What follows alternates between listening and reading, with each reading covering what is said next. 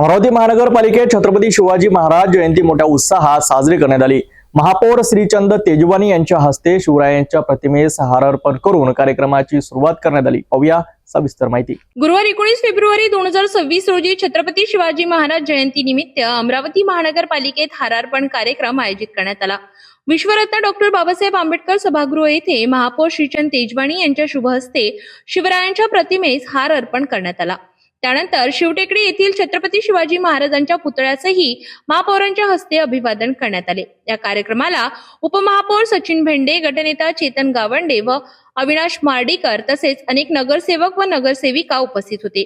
याशिवाय अतिरिक्त आयुक्त, उपायुक्त, शहर अभियंता, वैद्यकीय अधिकारी आणि नगर सचिव तसेच विविध विभागांचे अधिकारी व कर्मचारी मोठ्या संख्येने उपस्थित होते।